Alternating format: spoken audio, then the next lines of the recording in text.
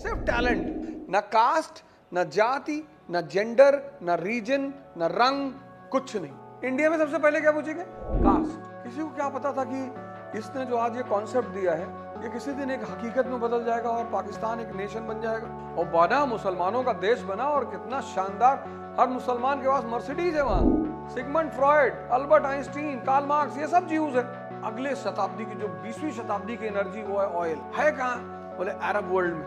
तब यहूदियों ने कहा यार अरब में है, हमारा पुश्तैनी घर है वहां। तुरंत अमित शाह मोदी जी कूद के मिसाइल उसाइल लेके बैठे।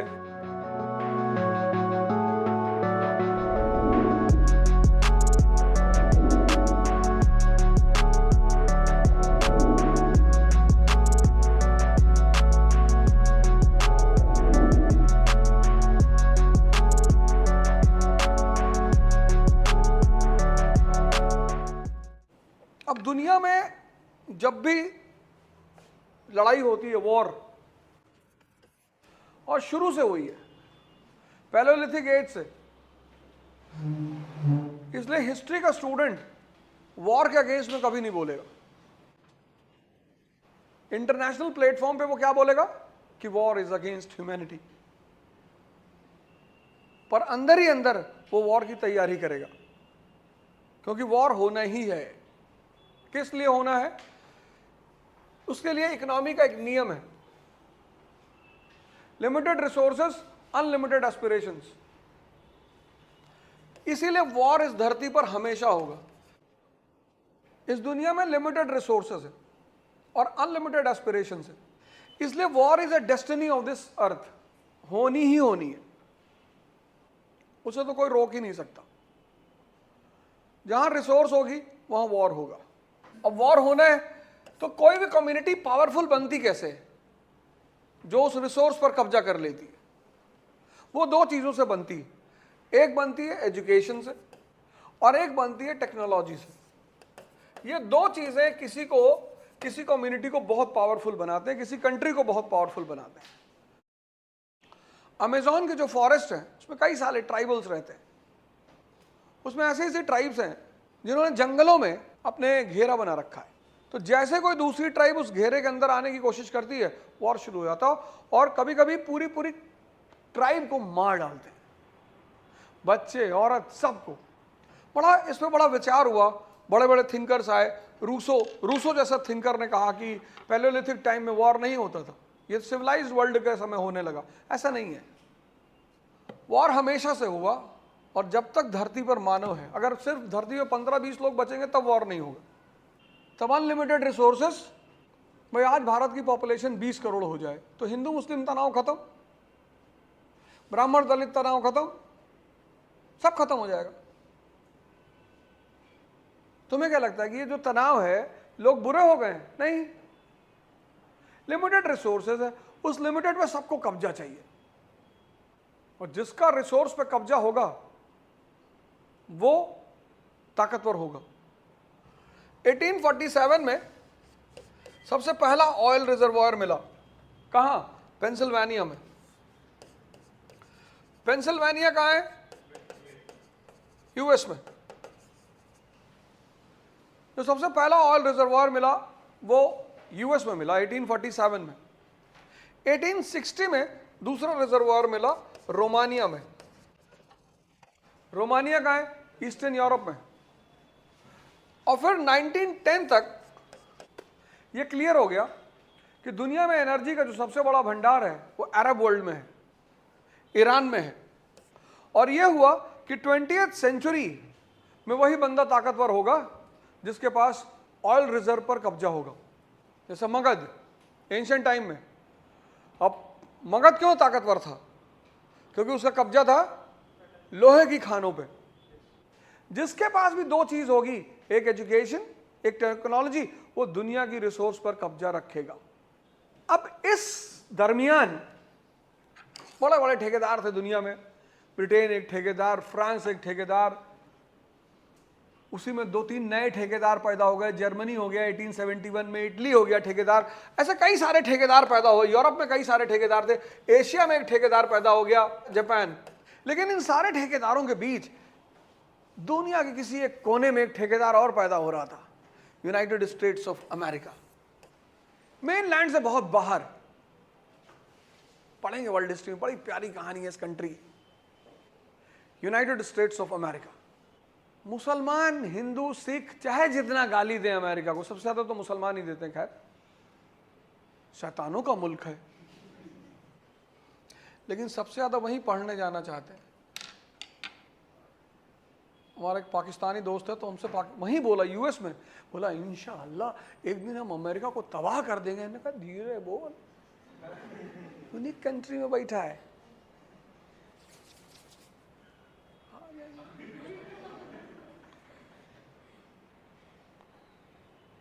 उन्हीं के यहां पढ़ रहे हो, उन्हीं का खा रहे हो, जा सभी वहीं रहे हैं। प्रॉमिसिंग लैंड है ना। तुम अभी अमेरिका का वीजा मांगो, पहली बात यही पूछेंगे स्पेशलिटी क्या है तुम्हारी। तुमने कहा गंजे के सर पे हाथ रख दे बाल निकल आता है। अरे बोले यार वाह, रख के दिखाओ जरा।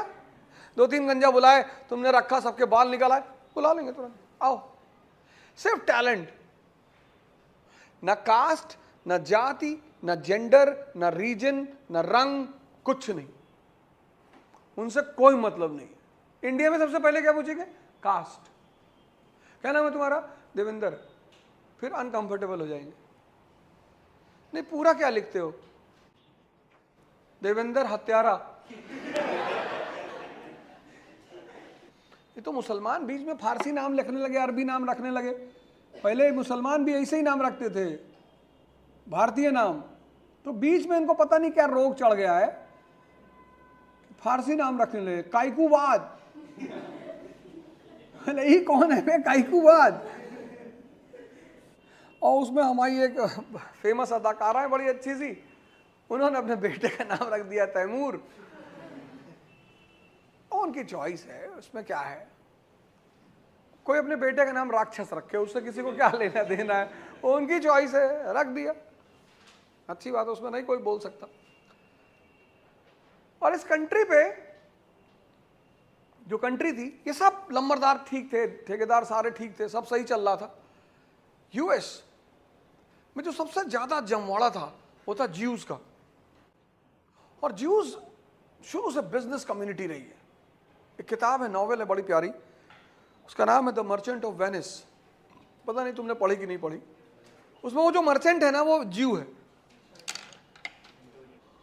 इनसे बड़ी कम्युनिटी बिजनेस में कोई नहीं दुनिया में, ज्यूज।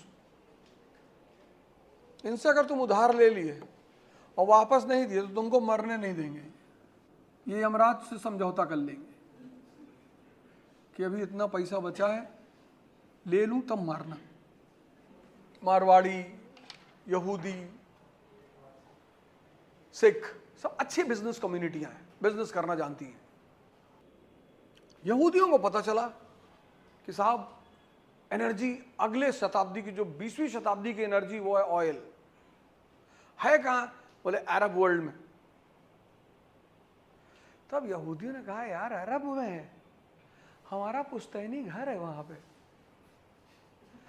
1897 में एक ऑर्गेनाइजेशन बनी, यहूदियों ने बनाई, world Zion organization. Zion, world Zion organization. और थियोडर हर्जल ने बनाई, थियोडर हर्जल, इसको बनाया थियोडर हर्जल ने। यहीं से शुरू हुआ जियोनिस्ट मूवमेंट। लिखो जियोनिस्ट मूवमेंट। लेकिन लोगों ने कहा कि अरे ये सब फालतू की बातें हैं, ऐसे थोड़ी। तो इनसे पूछा गया भैया कौन सी कंट्री आपकी है? इन्होंने कहा हमारी एक कंट्री होनी। तो लोगों ने कहा कोई सोचे विचारे हो? कहे हाँ हमारी एक पुश्तैनी जमीन पड़ी है। कहे कहाँ? कहे ये वेस्ट एशिया में। बोले वेस्ट एशिया में? अब जैसे आज सरदार कहे कि नागालैंड को हम खालिस्तान बनाएंगे, नागा लोग कहेंगे यहां सरदार है ही नहीं। अरे बोले अभी नहीं है, आएंगे अभी। अरबों ने कहा यहां तुम्हारी कौन सी जमीन है? बोले है, वो हमारे जो पैगंबर थे हजरत मूसा, मोसेस, वो जो है प्रॉमिस्ड लैंड की खोज में निकले थे और फिर वो पैलेस्टीन में जाकर रुके थे। एक बड़ी प्यारी किताब है, अ कॉइंसाइज हिस्ट्री ऑफ वेस्ट एशिया, खरीदना मत, क्योंकि किताब 1400 रुपए की है मत खरीदो, हम दे देंगे, एक एक करके पढ़ लें, बड़ी प्यारी किताब है, यहूदी ने लिखी, लेकिन बड़ी अनबायस्ड हिस्ट्री लिखी है उसने। तो इन लोगों ने कहा कि भाई वेस्ट एशिया, पैलेस्टीन, तो लोगों ने पैलेस्टीन में कहाँ यहूदी रहते हैं, मैं बोले अभी आएंगे, अभी भेजेंगे, रुको। अच्छा, इन लोगों ने एक आर्थिक इकोनॉमिक साम्राज्य खड़ा किया, एजुकेशन पे ध्यान दिया, टेक्नोलॉजी पे ध्यान दिया, खतरा लिया, रिसर्च किया इन्होंने। Sigmund Freud, Albert Einstein, Karl Marx, ये सब ज्यूज है। अगर दुनिया में 100 नोबेल प्राइज गया तो 98 ज्यूज को गया है। हिंदू मुसलमान फर्जी चिल्ला रहे हैं। जैसे जब 1924 में 1924 में पहली बार पाकिस्तान वर्ड आया, रहमत अली ऑक्सफोर्ड ग्रेजुएट, जब उसने पहली बार पाकिस्तान वर्ड कॉइन किया, तो हिंदुस्तान में और लोगों ने कहा अरे ऐसे ही बच्चा है, अभी बीए हुए कर रहा है, ऐसे पाकिस्तान बना लेगा। और मजेदार बात, किसी मुसलमान ने अपोज नहीं किया। पाकिस्तान की जो कॉन्सेप्ट है वो इस्लाम के खिलाफ है। मुसलमानों की कौन सी जमीन, भाई तुम्हारे बाप का जितना एरिया है वो सब तुम्हारा ही तो है। तो या तो तुम कहो कि ये ब्रह्मांड नहीं है अल्लाह का, ये पूरा यूनिवर्स मुसलमानों का है। तो लोगों ने रहमत अली की बात को बड़ा मजाक में लिया कि अरे ऐसे ही बच्चा है। किसी को क्या पता था कि इसने जो आज ये कॉन्सेप्ट दिया है, ये किसी दिन एक हकीकत में बदल जाएगा और पाकिस्तान एक नेशन बन जाएगा, और बना, मुसलमानों का देश बना, और कितना शानदार, हर मुसलमान के पास मर्सिडीज है वहां। कहानी यहां पे शुरू हुई, डिस्कशन होने लगा, इंटरनेशनल फोरम्स बनने लगे, डिस्कशन ये वो वगैरह वगैरह। फिर एक बड़ी जबरदस्त घटना घटी दुनिया में, world war, first world war. First world war शुरू हो गया, लड़ाई शुरू हो गई। फर्स्ट वर्ल्ड वॉर में ब्रिटेन, फ्रांस और रशिया सब एक साथ लड़ रहे थे, लेकिन बीच में फिर एक कांड हो गया। पहले तो तीनों एक साथ लड़ रहे थे, लेकिन ब्रिटेन, फ्रांस, रशिया, ये तीनों साथ लड़ रहे थे और तीनों कैपिटलिस्ट। पर बीच में एक और दुर्घटना घट गई, 1917 Russian revolution, and Russia becomes communist and comes out of first world war. अब रशिया की लोकेशन देखो और अरब वर्ल्ड की लोकेशन देखो, करीब में। और कम्युनिज्म के नियम और इस्लाम के नियम बहुत मिलते हैं। जैसे एक मुसलमान यहूदी के साथ रह ही नहीं सकता, हिंदू के साथ रह लेगा, ईसाई के साथ रह लेगा, हिंदू के साथ तो बड़े मस्ती से रहेगा, बिरयानी, लेकिन यहूदी के साथ नहीं रहता, क्योंकि यहूदी का मेन धंधा क्या है? ब्याज। और इस्लाम सबसे ज्यादा ब्याज के अगेंस्ट में है। मतलब फंडामेंटली दोनों के बीच पट नहीं सकती, फंडामेंटली नहीं पट सकती। ब्याज, इंटरेस्ट सिस्टम, फिर खाना, पोर्क। तो ये हुआ कि यार ब्रिटेन और फ्रांस को लगा कि यार अगर ये सारी अरब कंट्री इसके साथ हो गई, कम्युनिस्ट के साथ, तो सारा एनर्जी रिजर्वायर तो इनके पास पहुंच जाएगा, और अगर एनर्जी रिजर्वायर रशिया के पास पहुंच गया तो हम तो झुंझुना हो जाएंगे, फिर हमारा तो खेल ही खत्म हो जाएगा। तो जब ये वॉर चल रहा था, उसी वक्त ब्रिटेन ने एक डिक्लेरेशन दी, बड़ी प्यारी, 1917। कौन था फॉरेन मिनिस्टर?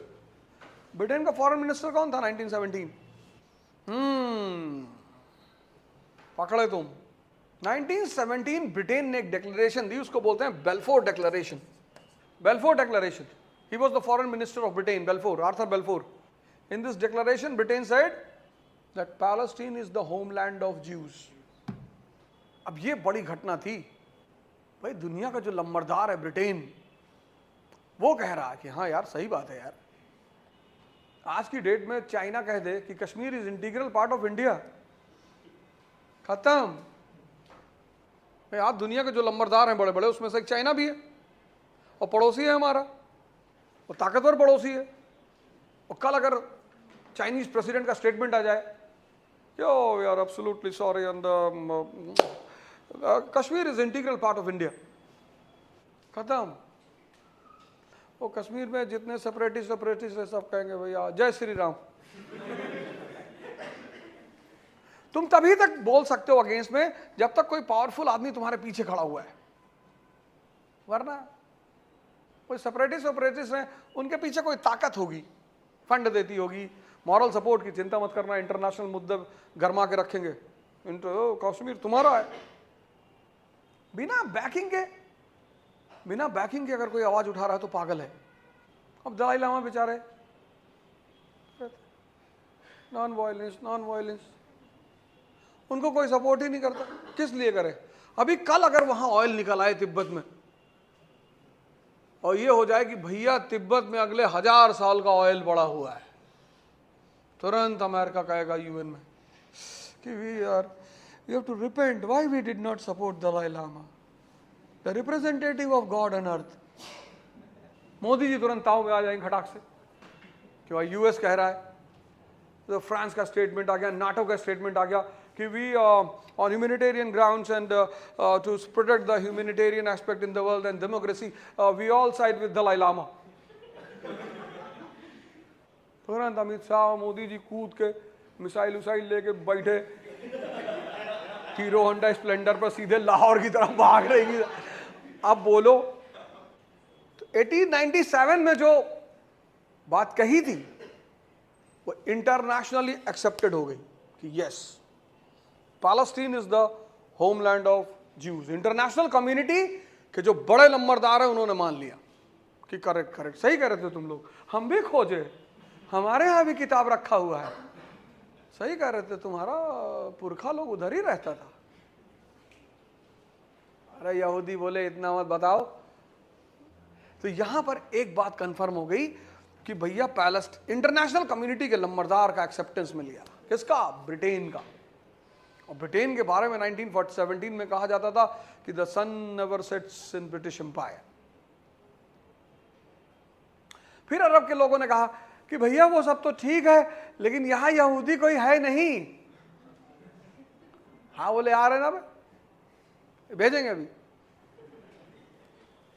1918 में वर्ल्ड वॉर खत्म हो गया। और जब 1918 में वर्ल्ड वॉर खत्म हो गया